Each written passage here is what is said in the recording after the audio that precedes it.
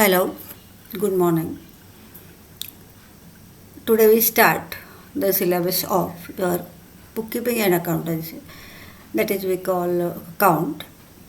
So first chapter it is of theory nature. It is theoretical one, and we learn basic concepts, its history, its importance, and its utility in this chapter. So introduction. What is meant by bookkeeping? Bookkeeping and accountancy, they are two different words. What is bookkeeping? Bookkeeping means recording of business transactions. So what is meant by transactions? Transaction is meant exchange of money for the sake of goods, for the sake of commodities, or for the sake exchange of money or money's worth, again we can say, for commodities or for any other purpose. So here that is recording of business transactions. Exchange of money or money's worth. Now here money is exchanged for something or money's worth is exchanged for something. So here that is exchange of money or money's worth. So how that bookkeeping is evolved. आता इथं bookkeeping म्हणजे काय तर रोजच्या व्यवहार किंवा रोजच्या लाईफमध्ये बिझनेस लाईफमध्ये जेव्हा व्यवहार होतात म्हणजे एखादी वस्तू घेतली जाते विकत घेतली जाते किंवा विकली जाते किंवा एखादी सर्व्हिस घेतली जाते किंवा विकली जाते तर असं जे एक्सचेंज ऑफ मनी और मनीजवर म्हणजे मनी आणि मनीसारखं किंवा मनीसारखी व्हॅल्यू असलेलं आपण दुसऱ्याला देतो आणि दुसऱ्याकडून आपण सेवा किंवा वस्तू विकत घेतो त्याला ट्रान्झॅक्शन असं म्हणलेलं आहे. मग एव्हरी डे बिझनेसमॅन हा रोज असंख्य व्यवहार करत असतो.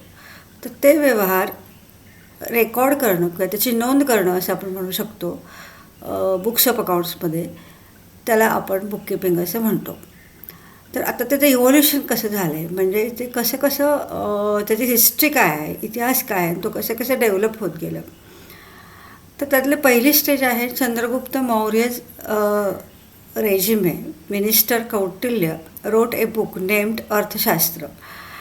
तर पहिल्यांदा चंद्रगुप्त मौर्याच्या काळामध्ये कौटिल्य ह्याचं नाव आपल्याला इकॉनॉमिक्समध्ये सुद्धा येणार आहे. कौटिल्य हा चंद्रगुप्त मौर्याच्या राज्यामध्ये आर्थिक सल्लागार म्हणून आणि एक इम्पॉर्टंट पॉलिटिकल पर्सन म्हणून हा खूप फेमस आहे. म्हणजे त्यानं जे काही प्रिन्सिपल्स सांगितले किंवा त्यानं बऱ्याच म्हणजे सायकोलॉजीवर सांगितलेले आहे, त्याने अकाउंटवर सांगितलेलं आहे, अर्थशास्त्रावर सांगितलेलं आहे. तर त्या अर्थशास्त्राच्या बुकमध्ये त्यांनी अकाउंटिंग कसं करायचं ते त्यांनी इथं एक्सप्लेन केलं. तेव्हापासून हे इव्हॉल्युशन सुरू झालं. म्हणजे तेव्हापासूनची ही हिस्ट्री आपल्याला म्हणजे आपल्याला जी माहिती मिळाली त्या माहितीच्या आधारे सुरुवातीला चंद्रगुप्त मौर्याच्या राज्यामध्ये कौटिल्यने अर्थशास्त्र या पुस्तकामध्ये अकाउंटिंग कसं करायचं हे त्यांनी सांगितलं होतं. त्याच्यानंतर डन बाय एजंट्स. त्याच्यानंतर पुढची स्टेप होती की ते जे एक्सचेंज करणारे म्हणजे व्यवहार करणारे जे एजंट होते तर ते बुक्स ऑफ अकाउंट्स तयार करायचे. त्याच्यानंतर आहे बघा 14 म्हणजे जे काही संदर्भ सापडलेले आहेत त्या संदर्भानुसार इथं त्यांनी त्याची हिस्ट्री लिहिलेली आहे. In the year 1494 Luca de Borgo Pacioli and Italian merchant introduce double entry bookkeeping system. तर सिंगल एंट्री सिस्टम अगोदर त्यांनी इंट्रोड्यूस केली होती. मग ती युजफुल नव्हती म्हणून त्यांनी 1494 म्हणजे आत्ता आपण जी सिस्टम वापरली आहे किंवा वापरत आहोत अकाउंटिंगची ती 1494मध्ये इटालियन एक व्यापारी होता तर त्यानं ती इंट्रोड्यूस केली होती.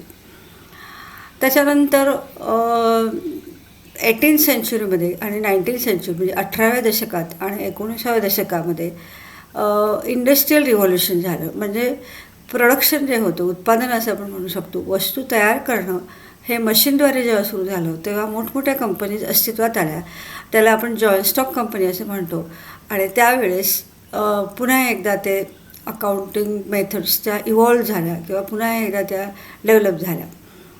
त्याच्यानंतर येते 20th सेंचुरी. 20th सेंचुरीमध्ये सुद्धा मोठमोठ्या कंपनीज एस्टॅब्लिश करण्यात आलेल्या होत्या आणि सगळे मॅनेजरियल डिसिजन्स म्हणजे आपण असे म्हणतो की व्यवस्थापनाच्या दृष्टीने जे काही निर्णय घेतले जात होते ते अकाउंटिंगच्या आधारे घेतले जात होते.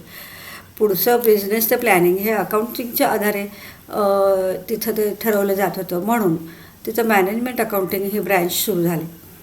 So that is management accounting.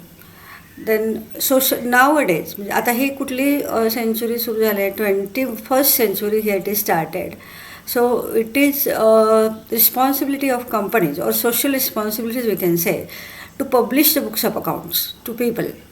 म्हणजे आता जेवढे बदल जे बिझनेस करतात त्यांना अकाउंटिंग ठेवणं आणि बिझनेसच्या ट्रान्झॅक्शनचा हिशेब ठेवणं हे एक सामाजिक जबाबदारी आहे असं समजलं जातं.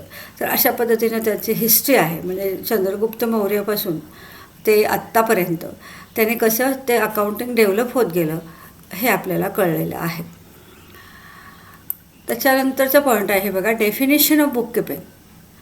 तर इथे मी 2 डेफिनेशन दिलेली आहेत, त्यापैकी तुम्ही कुठलीही एक तयार करू शकता.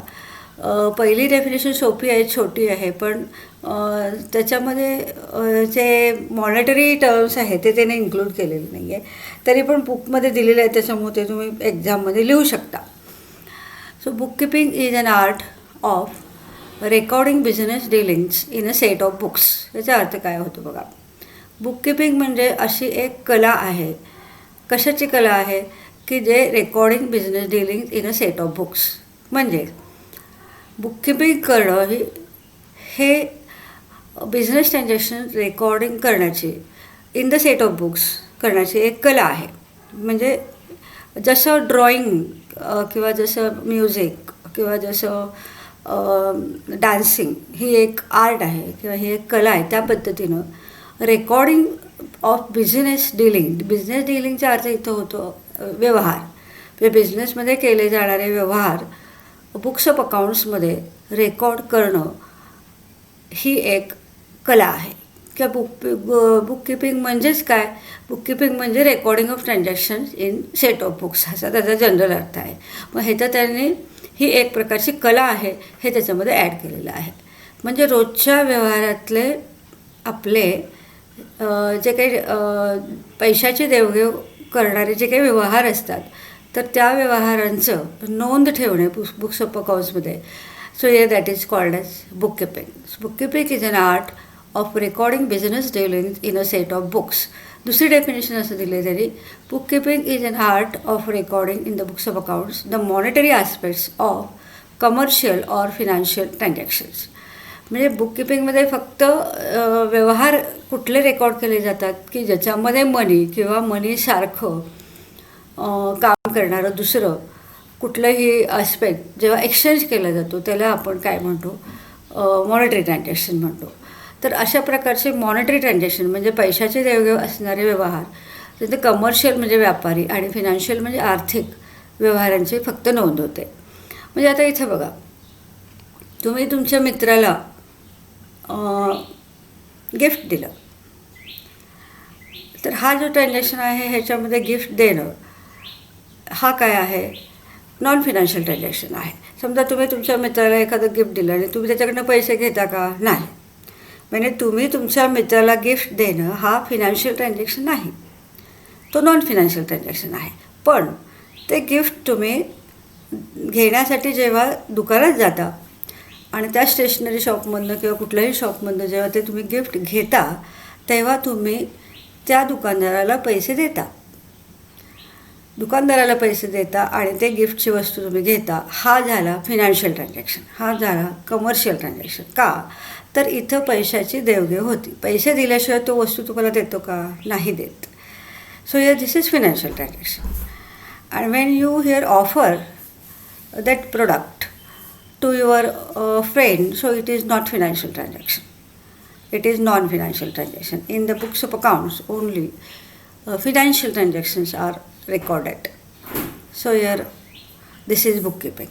So what is, in short we can conclude that bookkeeping is an art of recording business transactions, commercial transactions, financial transactions, or those transactions which include the exchange of money or money is worth, हे असं आपण इथं conclude करू शकतो.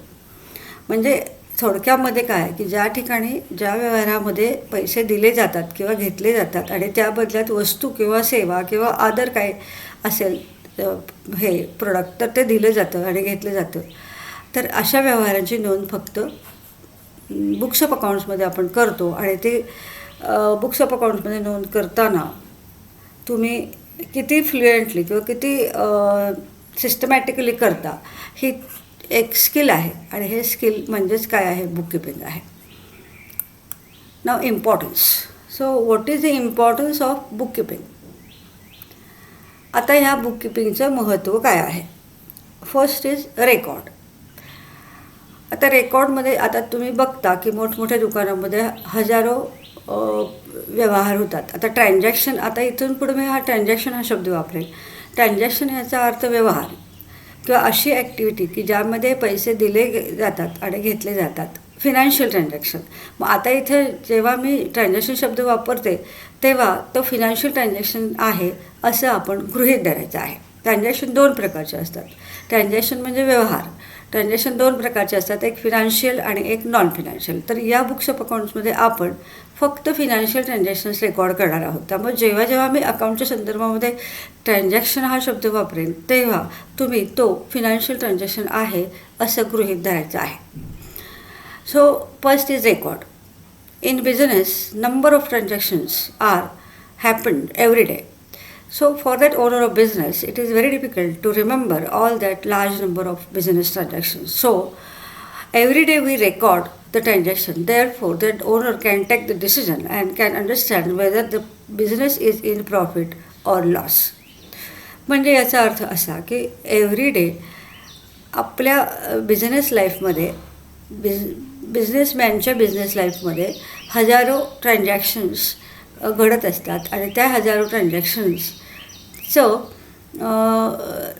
आठवणं हे खूप कठीण जातं. आता समजा एखादा दुकानदार असेल आणि त्याच्याकडं हजारो म्हणजे 100, 200, 300 असे ट्रान्झॅक्शन्स होत असतील, कन्झ्युमर्स येत असतील, जात असतील, किंवा तो दुसऱ्याकडून काही समजा तुमचा एक मोठा मॉल आहे तर तुम्हाला माहिती आहे मॉलमध्ये हजारो लोक येतात, खरेदी करतात, जातात आणि तुम्हालासुद्धा हजारो सप्लायर्सकडनं किंवा हजारो प्रोड्युसरकडनं म्हणजे जे लोक वस्तू तयार करतात त्यांच्याकडनं तुम्हाला ते वस्तू घ्यावे लागतात, नोकरांचे पगार द्यावे लागतात, त्याच्यानंतर त्या मॉलचा मेंटेनन्स करायला लागतो. तर अशा प्रकारचे व्यवहार मोठ्या संख्येनं होतात, म्हणजे ज्याच्यामध्ये पैसे येतात पण आणि जातात पण. अशा प्रकारचे जे हे ट्रान्झॅक्शन्स आहेत ते लार्ज स्केलवर होत असतात आणि ते लार्ज स्केलवरचे ट्रान्झॅक्शन त्या ओनरला लक्षात ठेवणं खूप डिफिकल्ट आहे. म्हणून आपण जसा जसा ट्रान्झॅक्शन होतो तसा तसा रेकॉर्ड केला जातो. मग ह्याच्यामध्ये तुम्हाला आत्ताच्या काळामध्ये हे सगळं कम्प्युटराइज्ड टॅली पॅकेजवरनं करतात आणि पूर्वीच्या काळी त्याची हाताने किंवा मॅन्युअली ते सगळं करत होते. So yeah that is record. Second is financial information. From bookkeeping or from books of accounts we get only financial information. म्हणजे फिनान्शियल इन्फॉर्मेशन याचा अर्थ पैशाशी निगडीत असलेले सगळे ट्रान्झॅक्शन्सची आपल्याला इथे इन्फॉर्मेशन मिळते. We get the information of the transactions which are of financial nature. ओनरचे पर्सनल ट्रान्झॅक्शन इथं रेकॉर्ड होत नाहीत. म्हणजे त्यानं घेतलेले पैसे अगर दिलेले पैसे बिझनेसला ते रेकॉर्ड होतात, पण त्याचं समजा घरी काही एखादं फंक्शन आहे तर त्या फंक्शनचं इथं रेकॉर्डिंग होत नाही. फक्त आणि फक्त only money transactions are recorded. Only transactions which are related to money. मनीशी संबंधित असलेलेच फक्त ट्रान्झॅक्शन आपण इथं रेकॉर्ड करतो. म्हणून आपल्याला आपल्या बिझनेसची फिनान्शियल कंडिशन समजते किंवा फिनान्शियल इन्फॉर्मेशन मिळते. पुढचं आहे बघा डिसिजन मेकिंग. आपण अकाउंट्स ठेवतो. समजा तुम्ही आता बिझनेसमॅन आहात आणि तुम्ही अकाउंटिंग ठेवलेलं आहे. म्हणजे अकाउंटिंगमध्ये तुम्हाला कळतं की लास्ट इयर आपला प्रॉफिट झाला आहे का लॉस झाला आहे, लास्ट इयर दिस इयर काय झालं आहे, मग लास्ट इयर काय झालं आहे, दिस इयर काय झालं आहे, हे सगळं कन्सिडर करून तुम्ही पुढच्या वर्षासाठी त्याचं प्लॅनिंग करू शकता. So yeah that is decision making. म्हणजे बिझनेसमध्ये होणारे डिसिजन्स हे तुम्ही ठेवलेल्या बुक्स ऑफ अकाउंट्सवर डिपेंड असतात. मग मागच्या वर्षी एक्सपेंडिचर जास्त झालेला आहे का या वर्षी एक्सपेंडिचर जास्त झालेला आहे हे तुम्ही बघू शकता. कुठले पॉईंट्स आहेत किंवा कुठले अकाउंट्स आहेत की ज्याच्यावर एक्सपेक्टेशन जास्त झाला आहे ते आपण यावर्षी मिनिमाइज करू शकतो. अशा प्रकारचे असंख्य डिसिजन्स आपण बुक्स ऑफ अकाउंट्सवरून घेतो. त्याच्यानंतर आहे बघा कंट्रोलिंग.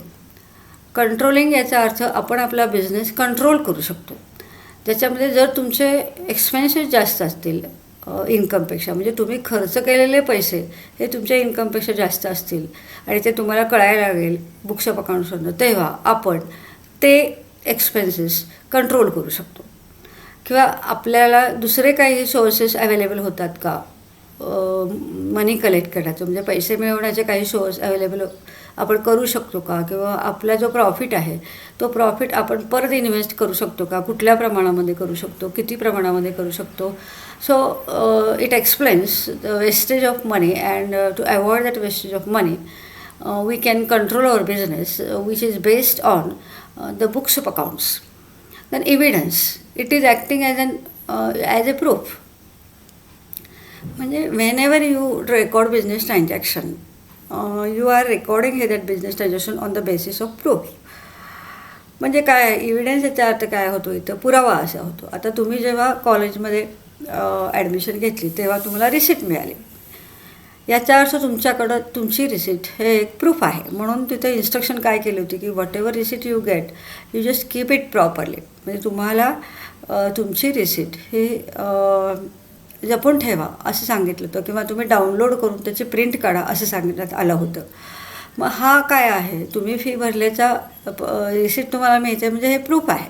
आणि त्याचं कॉलेजलासुद्धा एक प्रकारचं अकाउंटिंगमध्ये त्याचा हेल्प होतं. म्हणजे किती लोकांच्याकडून फी झाल्या, किती आल्या, कुणाच्या किती राहिल्या, हे आपल्याला इथं कळू शकतं. आणि त्याच्याप्रमाणे ती लिस्ट तयार केली जाते आणि ज्यांनी फीज दिलेली नाहीत त्यांना आपण रिमाइंडर पाठवतो.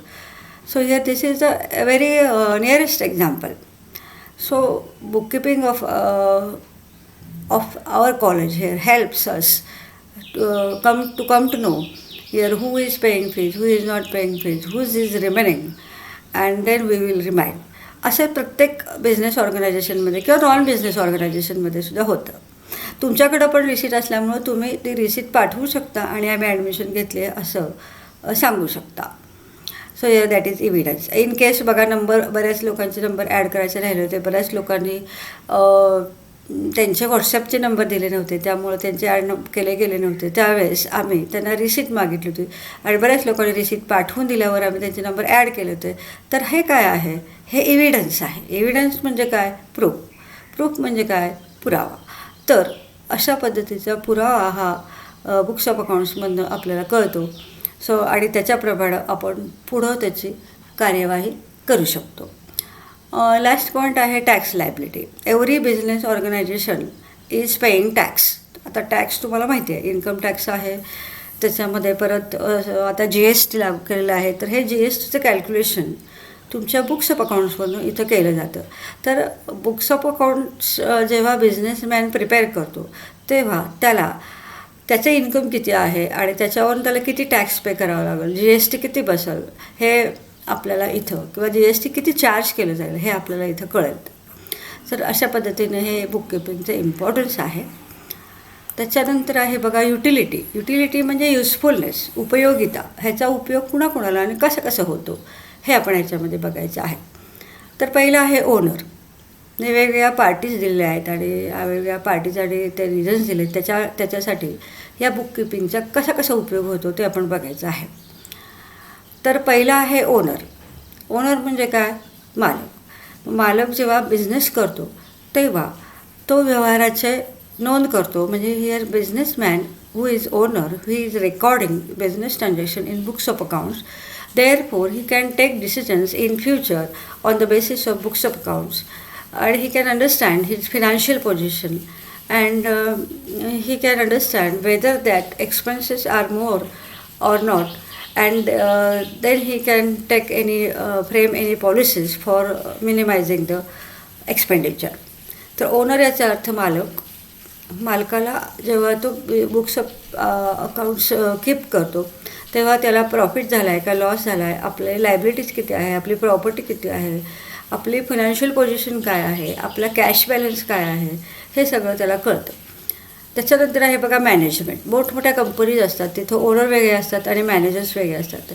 तर मॅनेजमेंटचे लोक किंवा मॅनेजर्स हे काही डिसिजन्स घेतात बिझनेसच्या बाबतीमध्ये, ते सगळे त्या बुक्स ऑफ अकाउंट्सवर डिपेंड असतात. म्हणजे तुमचा प्रॉफिट किती झाला, लॉस किती झाला, सॅलरीमध्ये किती एक्सपेंडिचर झाला, मेंटेनन्सला किती एक्सपेंडिचर झाला, तुम्हाला इन्कम किती झालं, तुमचे सोर्सेस ऑफ इन्कम किती आहेत, हे सगळं लक्षात घेऊन इथं मॅनेजमेंटला हे बुक्स ऑफ अकाउंट्स हेल्पफुल आहेत.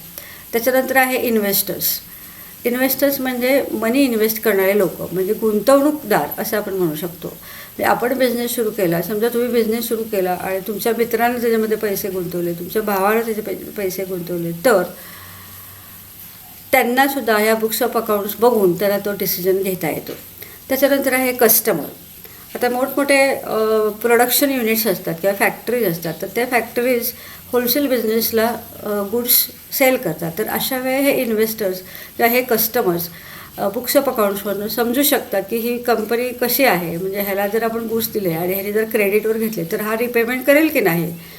तर अशा पद्धतीचं इथं त्या इन्व्हेस्टरला आणि कस्टमरला कळतं.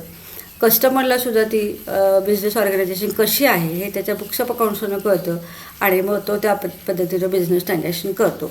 आता गव्हर्मेंटच्या काही फॉर्मॅलिटीज असतात, तर त्या फॉर्मॅलिटीज सॅटिस्फाय करण्याकरता आपल्याला त्यांना ते बुक्स ऑफ अकाउंट्स दाखवावे लागतात. गव्हर्मेंट टॅक्स इम्पोज करतं, गव्हर्मेंटचे काही नियम असतात. प्रत्येक वेळेस गव्हर्मेंटला तुमचं स्टेटमेंट द्यावं लागतं, फिनान्शियल स्टेटमेंट. तर तिथं ते गव्हर्मेंटला लक्षात येतं की तुम्ही टॅक्स पे करता किंवा नाही, किंवा तो गव्हर्मेंटचे रूल तुम्ही फॉलो करता का नाही हे कळतं. त्याच्यानंतर लेंडर्स याचा अर्थ जे लोक तुम्हाला लोन देतात.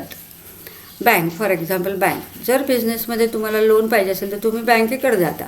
बँक लोन कशावर देते, तुमचे बुक्स ऑफ अकाउंट्स बघते, तुमची परिस्थिती बघते, तुम्ही रिपेमेंट करू शकाल की नाही हे पाहते आणि मगच लोन देते. So this is one of the examples of lenders. Lenders means those persons who lend money to you or those persons from you borrow the money. So here that is lender. आणि सगळ्यात शेवटी आहे ते development. म्हणजे development, तुम्ही बिझनेसची development करू शकता, तुमच्या फिनान्शियल पोझिशनची डेव्हलपमेंट करू शकता. त्या बुक्स ऑफ अकाउंट्सचा डिटेल स्टडी करून तुम्ही तुमच्या ऑर्गनायझेशनची डेव्हलप करू शकता. तर मला असं वाटतं की ह्याच्यामध्ये हा शेवटचा पॉईंट आहे ह्या लेक्चरमधला. तर हा सगळा थेरॉटिकल पॉईंट आहे. हा थेरॉटिकल पॉईंटमध्ये ऑब्जेक्टिव्ह टाईपचे क्वेश्चन्स इथं विचारले जातात. तर त्या ऑब्जेक्टिव्ह टाईपचे क्वेश्चन्स तुम्हाला सॉल्व करता यावेत म्हणून हे सगळे आपण थेअरी इथं स्टडी केलेलं आहे. मे बी हे अकाउंटिंगचे शब्द तुम्हाला गेलेले नाही आहेत, तरी पण मी बऱ्यापैकी इथं सिम्प्लिफाय केलेलं आहे. तर तुम्ही ते लक्षात घेऊन पुन्हा पुन्हा हे ऐकायचं आहे आणि तिथे समजून घ्यायचं आहे. नाही समजलं तर तुम्ही तुमचे डाऊट विचारू शकता. तर today we stop here. Thank you very much.